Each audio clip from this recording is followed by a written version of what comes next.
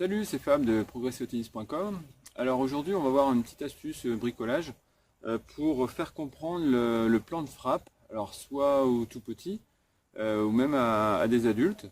Donc l'idée, c'est d'avoir la balle posée à l'endroit en fait de l'impact pour bien le visualiser, bien le comprendre et pouvoir bien l'expliquer donc à qui que ce soit.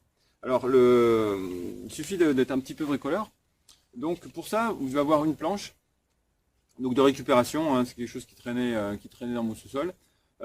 Suffisamment longue, à peu près 80 bons centimètres, pour pouvoir avoir le support de la balle et pouvoir poser le pied afin de le bloquer, que ça reste donc stable. Et pour ça, le support qui va retenir la balle, c'est simplement donc une tige métallique qui est pareil de la récupération. Donc un trou correspondant au diamètre de la tige ici, donc afin que ça soit relativement stable et que ça ne bouge pas. Après, ce qu'il faut rajouter, donc c'est une mousse d'isolation thermique de tuyaux d'eau chaude par exemple. Et donc simplement, ça servira donc à soutenir la balle et avoir une certaine flexibilité pour éviter que ça tombe. Donc normalement, donc la balle pourra tenir dessus. Si jamais c'est pas le cas, si le bout de mousse est usé, vous pouvez très bien mettre un goulot de bouteille plastique, vous coupez juste le goulot, donc à 2-3 cm du bord, ça vous fait une espèce de petit entonnoir, ça permet d'augmenter la surface.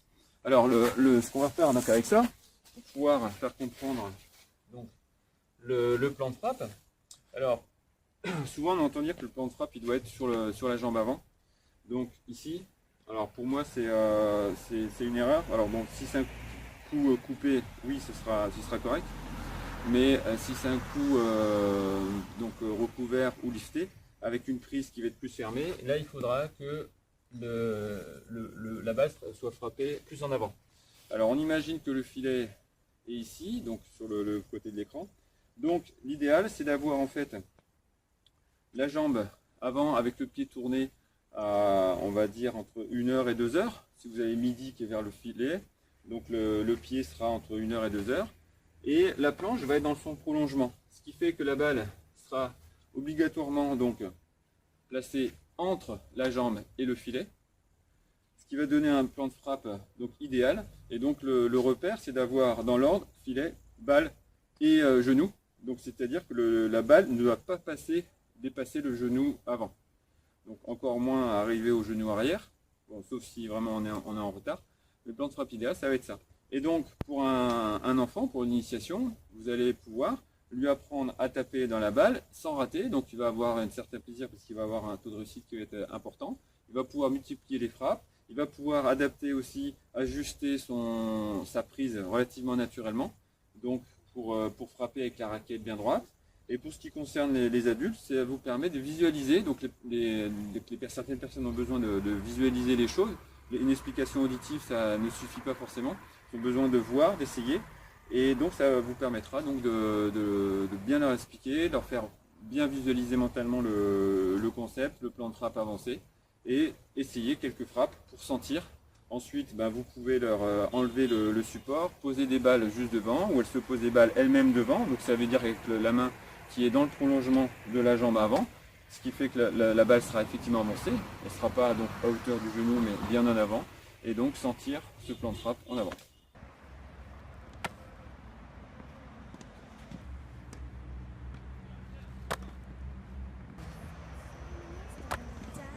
Ça c'est pas du golf, ça quoi. Très bien, suivant. 2.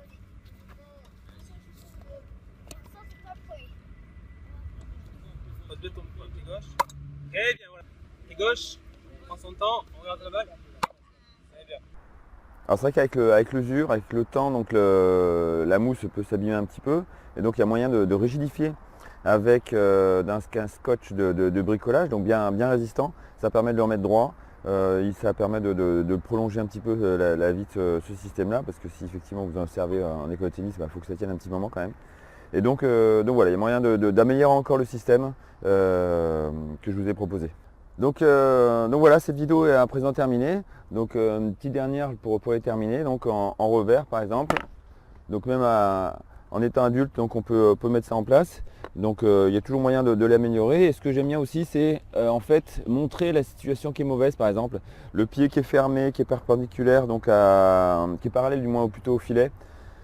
Et avec le plan de frappe qui est trop reculé, notamment en revers, donc il faut que les gens ils sentent le malaise là-dessus et donc comprennent bien que même en étant adulte, que le pied avant doit être un petit peu ouvert, pas loin de 45 degrés. Après il y a des petites variantes, ça dépend un petit peu des gens, mais autour de 45 degrés. Et ça permet du coup d'avoir un plan de frappe qui est bien avancé. Et du coup ça permet de positionner la raquette au moment de l'impact et finalement de trouver sa bonne prise. En fait souvent on donne la prise pour faire un coup, mais en fait il vaut mieux se positionner correctement au plan de frappe. C'est vraiment ça le plan de frappe qui est le point clé de toute technique. Et à partir de là, on peut positionner sa main avec le poignet qui est bien tenu, qui est bien droit, et du coup avoir la prise qui correspond au bon plan de frappe. Et donc avoir cette sensation là. Voilà, donc cette vidéo à présent terminée. Allez, ciao. Voilà, cette vidéo à présent terminée. Merci de l'avoir suivie. Ça me fera très plaisir si vous likez, partagez ou commentez cette vidéo. Et n'hésitez pas à vous inscrire à mon blog pour recevoir 52 fiches gratuites, ou vous abonner à ma page Facebook, ma chaîne YouTube, mon compte Twitter, mon compte Instagram, ou à m'écrire par mail. À bientôt.